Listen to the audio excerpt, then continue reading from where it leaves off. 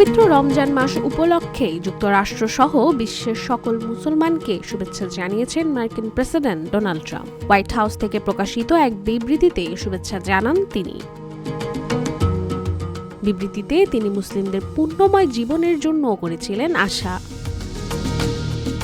গেল সোমবার white house থেকে প্রকাশিত এক বিবৃতিতে এই শুভেচ্ছা জানান মার্কিন প্রেসিডেন্ট ডোনাল্ড ট্রাম্প, যেখানে তিনি বলেন, আজ আমি পবিত্র রমজান মাস উপলক্ষে যুক্তরাষ্ট্র এবং বিশ্বের সব মুসলিমকে আমার শুভেচ্ছা পাঠাচ্ছি।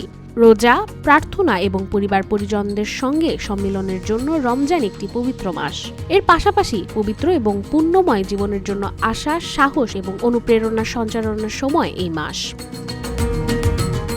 তিনি আরও বলেন, লাখ লাখ মার্কিন মুসলিম এমন একটি সময় তাদের রোজা পালন শুরু করেছেন যখন আমার প্রশাসন ধর্মীয় স্বাধীনতাকে সমুন্নত রাখার প্রতিশ্রুতি দিচ্ছে, যা মার্কিন জীবনধারার একটি অবিচ্ছেদ্য অংশ।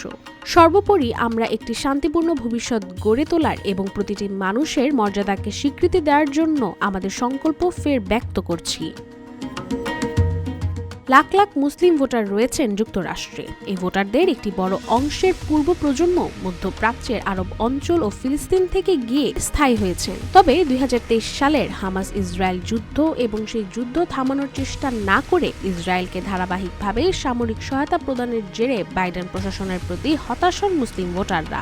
আর তার প্রভাব পড়ে 2024 সালের নির্বাচনে, যার বিপুল সংখ্যক মুসলিম ভোটারের সমর্থন পেয়েছেন ট্রাম্প।